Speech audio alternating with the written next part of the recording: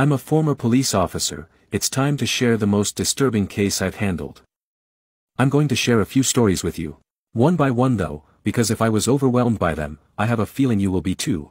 I'm Officer Bradley. I retired from the force 10 years ago at the ripe age of 50. I'll begin with a story from my 20 years as a police officer that stuck with me like a deep thorn. January 17, 2005, we got a call about a woman who had locked herself in her bathroom. She said her boyfriend was trying to kill her. My partner Mason and I arrived at a house on the end of a street. The lamp posts flickered yellow and the wind danced the trees and bushes. The clouds were thick and the air ice cold. We took position at the front door. We knocked. "Police, open up." Only the sound of wind chimes. Mason kicked the door open with all the force he could muster. We scanned the house downstairs. No one in sight. Clear. "You hear that?" I said. Mason looked up at the stairs. Gentle cries, a woman, so subtle, and as if muffled behind a door, in a room. "Thought she was supposed to be downstairs," said Mason. We made our way upstairs. "Ma'am, it's okay," I began. "You're safe now, no one's going to hurt you." The crying stopped abruptly as if someone hit pause, then it started again. "But he's still here," replied the woman from inside the bedroom. My partner and I checked the entire house. "No one's here ma'am, you're safe."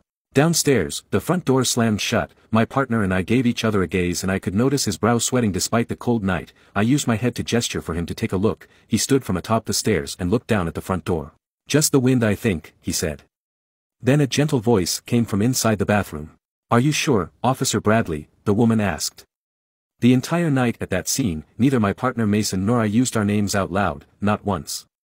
"Ma'am, do you need help or not?" Mason was agitated. "We need to know you're okay, so step back because I'm kicking it in." A part of me believes Mason was more eager to see the woman's face, to find out who she was and how she knew what she did, than he was for her safety. He wanted peace of mind. "No, hold on, I said. "She might be sitting right by the door, we don't want to hurt her." Then she said it. "Officer Bradley, tell Mason that if he touches this door, I will visit his family in the late hours of a certain night and break down a door of my own." The woman's voice was an octave deeper when she said that.